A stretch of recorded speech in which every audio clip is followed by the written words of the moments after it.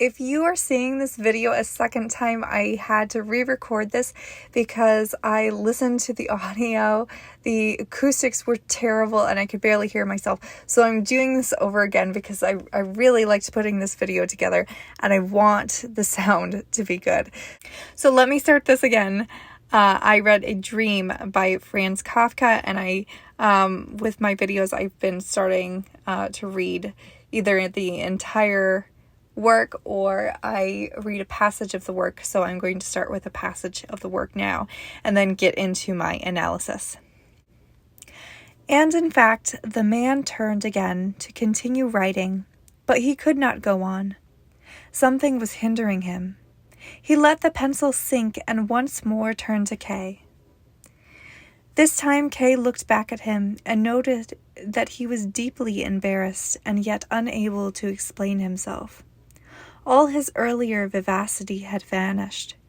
That made Kay feel embarrassed too. They exchanged helpless glances. There was some dreadful misunderstanding between them, which neither could resolve. An untimely little bell now began to ring from the cemetery chapel. But the artist made a sign with uplifted hand, and the bell stopped. In a little while it began again, this time quite softly and without any insistence, breaking off again at once, as if it were only testing its own tone. Kay felt miserable because of the artist's predicament. He began to cry and sobbed for a long time into his cupped hands. The artist waited until Kay had calmed down and then decided, since there was no help for it, to just go on with the inscription. The first small stroke that he made was a relief to Kay, but the artist obviously achieved it only with the greatest reluctance. The work, too, was no longer beautifully finished. Above all, there seemed to be a lack of gold leaf, pale and uncertain. The stroke straggled down, only it turned into a very big letter. It was a J.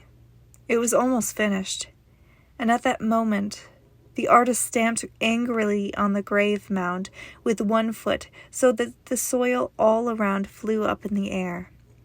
At long last, Kay understood him. It was too late to start apologizing now. With all his fingers, he dug into the earth, which offered almost no resistance. Everything seemed prepared beforehand. A thin crust of earth had been constructed only for the look of the thing. Immediately beneath it, a great hole opened out, with steep sides, into which Kay sank, wafted onto his back by a gentle current, and while he was already being received into impenetrable depths, his head still straining upwards on his neck, his own name raced across the stone above him in great flourishes. Enchanted by the sight, he woke up. The first time I heard this Kafka reading was on Pavio's channel, which I will link down below in the description.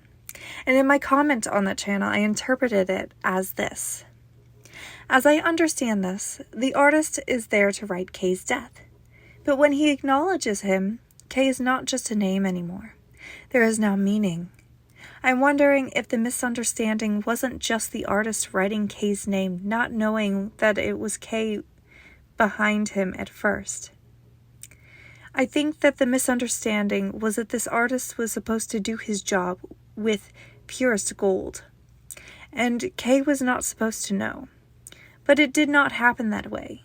Instead, they understood each other so much they get embarrassed, and Kay even cried over the artist's dilemma, knowing that the artist was only trying to do his job, but now could barely move because he acknowledged Kay. Kay even accepted his fate and jumped into the hole himself. While I was content with my interpretation at the time, I couldn't help but wonder if there was another layer to this, so I came back to the story months later to think about it again. Then something happened recently in my personal life that made me think of this story in a new way. Not to bring out many personal details, but rather to try and articulate the specific emotion felt. There was a passing recently of someone I knew during school, and it wasn't someone that I knew well, But when I heard the news, I sat in my car crying, and I kept wondering, why am I crying? Why am I crying? It was then that I had realized I had acknowledged the realness of death. So I went back to the story, and instead of looking at the artist and Joseph K. as people, I saw them as representations of life and death. The artist being life, Joseph K. being death, and with that interpretation, I saw a dream in this light. Death has an enticing effect, as if it cannot get there fast enough, and yet it is shrouded by the flapping and twisted flags over the mound that distract from death's incoming presence. Death watches the rejoicing, not acknowledging those that hold their flags as a distraction. As their faces are hidden, these individuals are the same to death. The moment death shows up in front of the mound, two men shove a headstone into the ground. Someone will be coming, and death's presence will be seen. Then artist, life, begins his work, writing, "Here lies," in golden letters. But who lies there? Death. Death must be present to determine what is to be written on the stone. Of course, life feels as if it is unable to go on, and death has no way of reconciling this. He is deeply embarrassed, but is unable to say anything. It just is the way that it is. The church bell rings almost to say to the artist, "Life, get back to writing a name that leads to death." But the artist holds up his hand as if to say, "Please, give me just a moment." And even if the bell stops for a moment, it will begin again. This misunderstanding, I believe, is us thinking that death isn't close, but death is actually all too close. And once we acknowledge death and the realness of it, there is this unease. Like we're frozen and we can't move forward to finish the task of writing that name and continuing on with our life. Eventually, we know that death must bury itself again because society cannot function frozen in time, thinking about how close death is.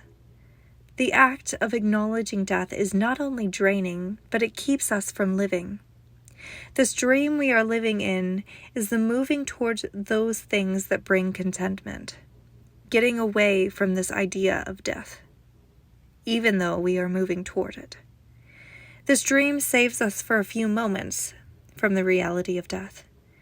We write the name of death without thinking of it. It is only a name to us.